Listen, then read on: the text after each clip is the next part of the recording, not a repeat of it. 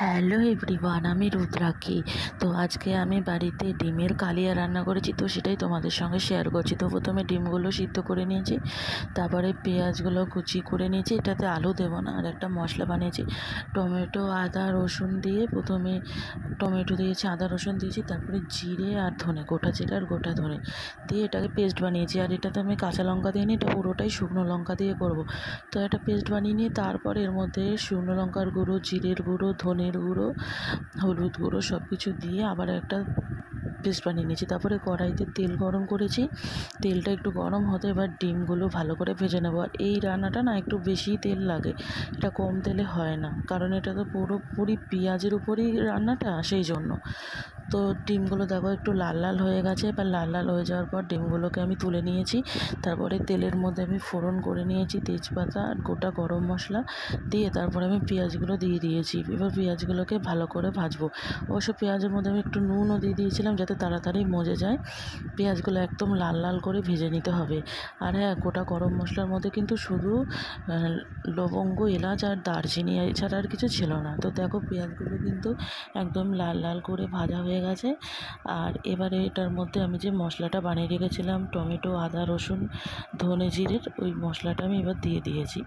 এবার মশলাটার সঙ্গে ভালো করে কষাতে হবে।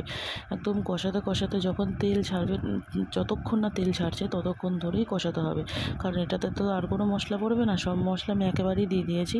দিয়ে এবার শুধু কষানোর উপর এই রান্নাটার টেস্ট হয়। তো এটা দেখো কষাতে কষাতে একদম হালকা হালকা তেল ছাড়তে শুরু করে দিয়েছে। তো তখন আমি আরও একটু ভালো মতন করে আর সামান্য পরিমাণ এতে একটু জল দিতে হবে। হ্যাঁ, জলটা দিলে পেঁয়াজগুলো সিদ্ধ হবে। তো দেখো আমি সামান্য পরিমাণে কিন্তু জল দিয়েছি। জল দিয়ে এবার এটাকে ভালো মতন করে সিদ্ধ করে নিতে হবে পেঁয়াজগুলোকে। আবার কষাতে কষাতে যখন এই জলটাকে টেনে গিয়ে তেল ছাড়বে, তো দেখো এখন কিন্তু জলটা কষে গিয়ে তেল ছেড়েছে। এবারে যে ডিমগুলো ভেজে রেখেছিলাম 4টে ডিম, তো সেই ডিমগুলো আমি এবার দিয়ে দিয়েছি। এবার ডিমগুলোর সঙ্গে ভালো মতন করে মশলাটাকে মিশাবো যাতে ডিমের ভিতর ঢুকে যায়। আর আমি ডিমগুলো চিড়ে দিয়েছিলাম, অতএব ডিমের ভিতর ঢুকেই যাবে। তো দেখো একদম কিন্তু তেল ছেড়ে একদম কষা কষা হয়ে গেছে। তো এইভাবেই আমি ডিমের কালিয়া রান্না করি, একদমই মাছের কালিয়ার মতন করে। তো যেহেতু আমার বাবার বাড়িতে আমার বাবা মাছ খান না, সেই জন্য মা নানান রকম পদ্ধতিতে বাবাকে রান্না করে দিত। সেখান থেকে আমি মায়ের থেকেই রান্নাটা শিখেছি।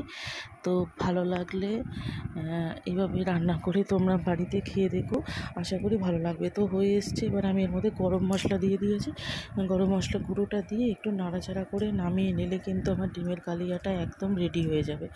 তো দেখো কতটা দেখতে সুন্দর হয়েছে, আর খেতেও কিন্তু এটা দুর্দান্ত হয়। তো আমার হাজব্যান্ড আমার হাতে রান্না এই জন্যই পছন্দ করে। তো ভালো লাগলে শেয়ার করে দিও। ধন্যবাদ।